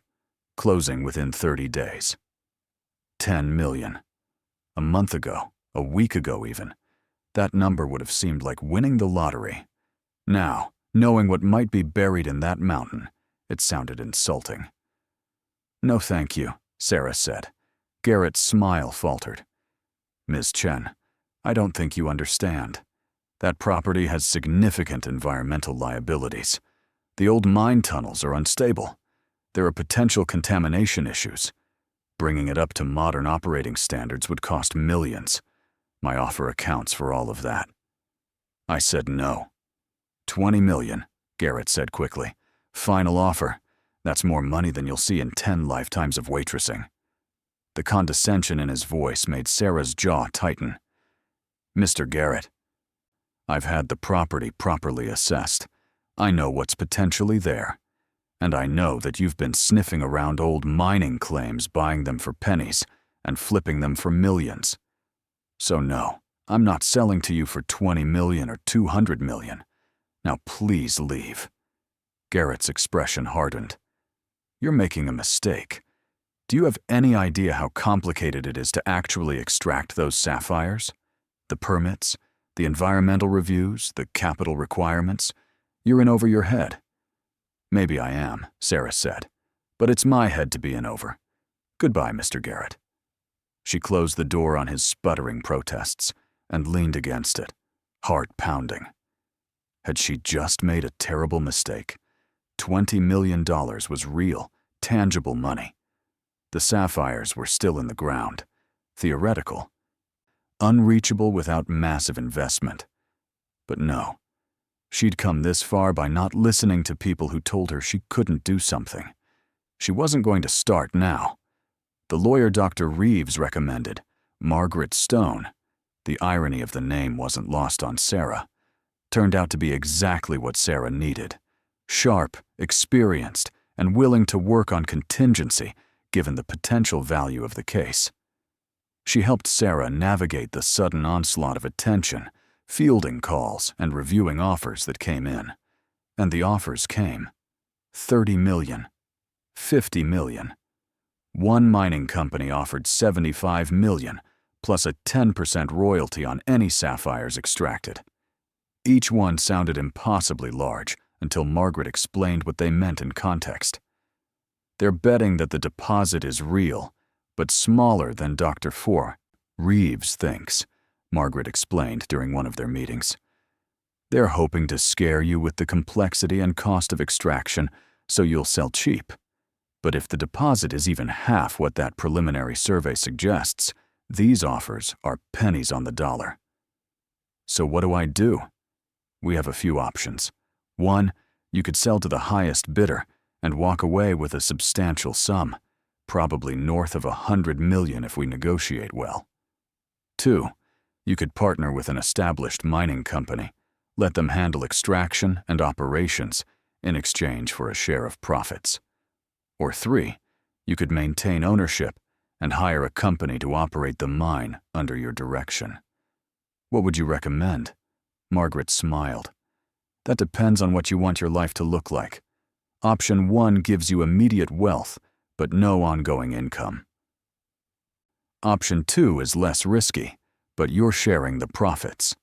Option 3 gives you the most potential return, but also the most risk and responsibility. Sarah thought about it for days. She thought about Emma, about the life she wanted to give her daughter. She thought about Margaret Chen, the great-aunt who'd built something and refused to let others take it from her.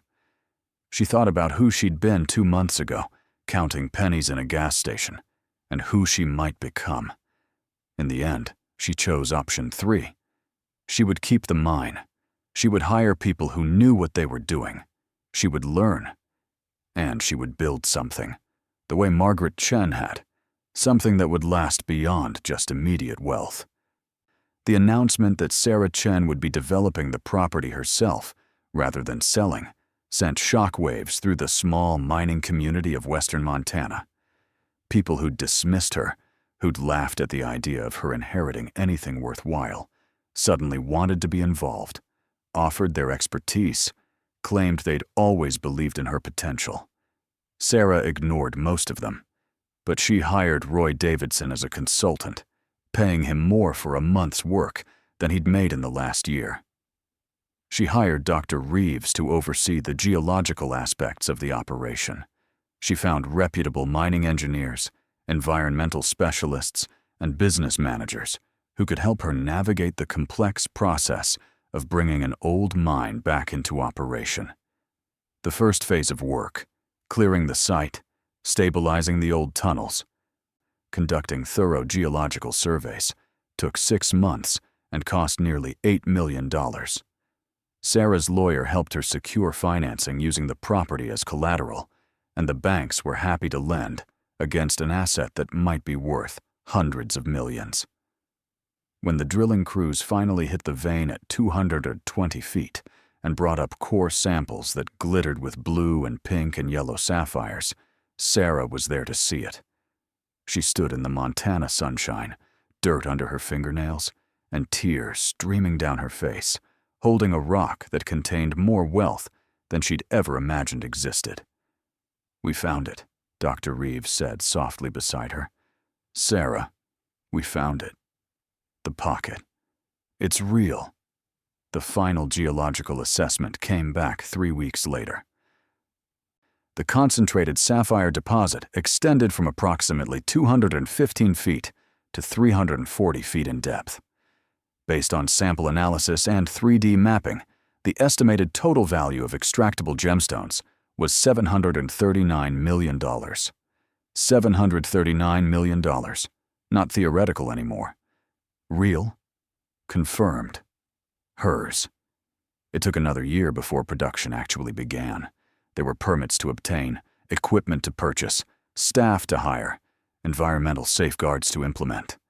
Sarah learned more about mining operations than she'd ever thought possible, attended industry conferences, consulted with experts, and slowly transformed from a frightened single mother into someone who could speak confidently about vein structures and extraction methodologies. Emma adjusted to their new life with the resilience of children. They moved into a real house. Nothing ostentatious, just a comfortable place with separate bedrooms and a yard, in a good school district. Sarah hired a tutor to help Emma catch up in areas where her previous school had failed her. She established a trust fund that would pay for Emma's education through graduate school if she wanted it. But Sarah didn't forget where she'd come from. She paid Jenna back 10 times what she'd borrowed, plus enough to buy a house of her own and get her kids through college. She established a scholarship fund for single mothers pursuing education. She made quiet donations to food banks and utility assistance programs, remembering what it felt like to choose between electricity and groceries. And she kept the cabin, had it fully restored and maintained, a reminder of where this had all started. Sometimes she and Emma would spend weekends there, hiking through the forest, looking at the stars, talking about Margaret Chen and the legacy she'd left behind. The mining operation itself was a marvel to watch. The old mine entrance was sealed permanently, deemed too dangerous to use. Instead, new shafts were drilled with modern equipment, following the vein down to where it was richest.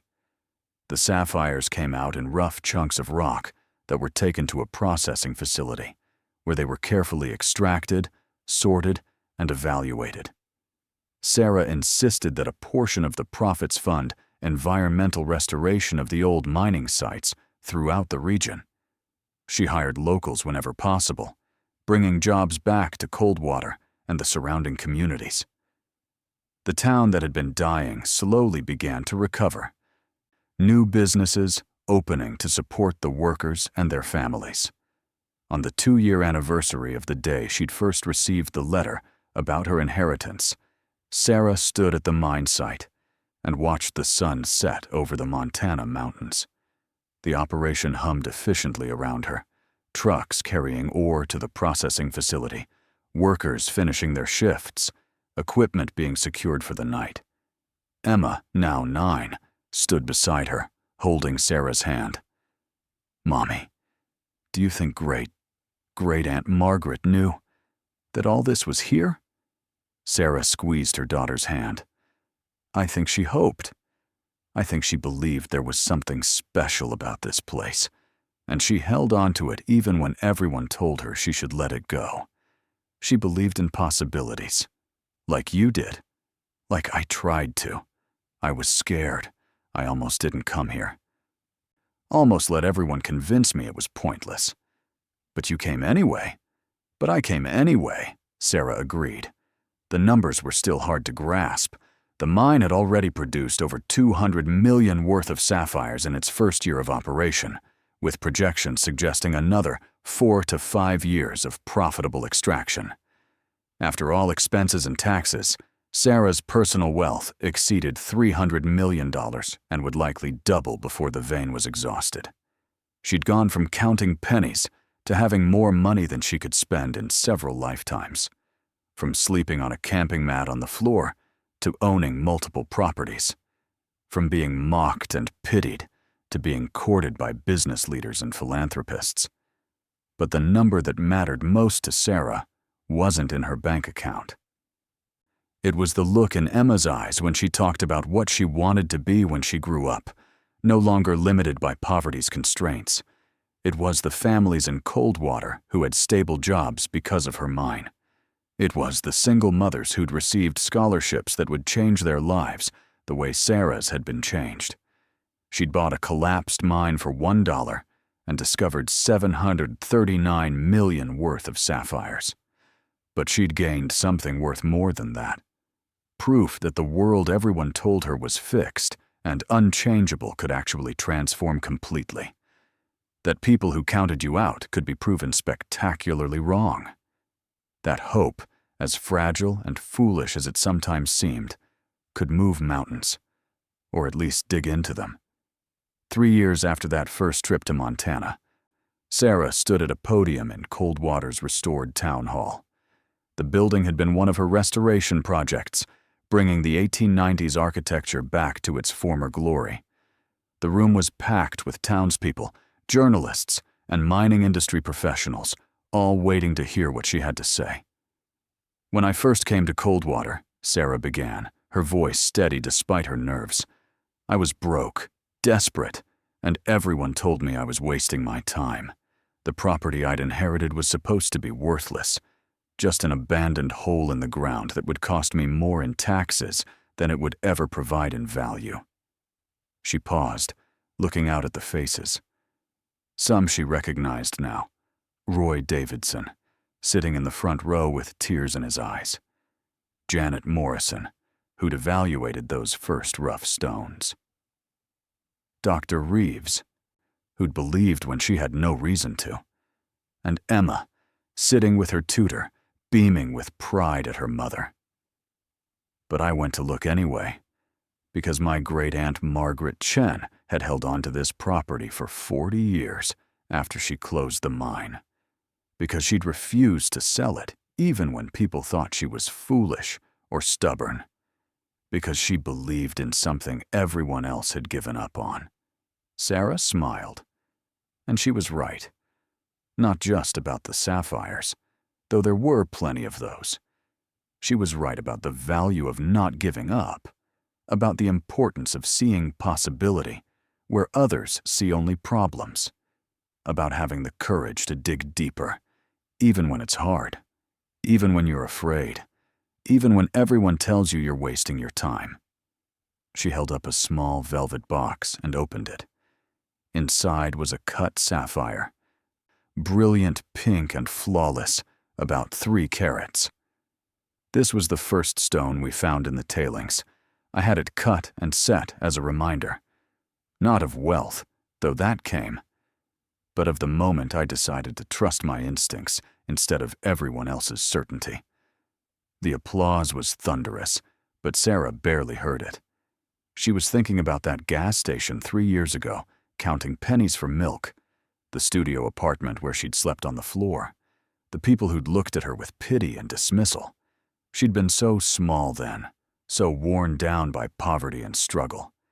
But she'd had one thing that poverty couldn't take: the willingness to try, to take a chance, to believe, even when belief seemed foolish, that something better might be possible. As the crowd filtered out after her speech, Sarah stood by the window looking at Coldwater's revitalized main street. The storefronts were full now, the sidewalks busy. The town that had been dying had found new life, and she'd been part of that resurrection. Emma ran up and hugged her tightly. "I'm proud of you, Mommy." Sarah held her daughter close, breathing in the strawberry scent of her shampoo, feeling the solid warmth of her.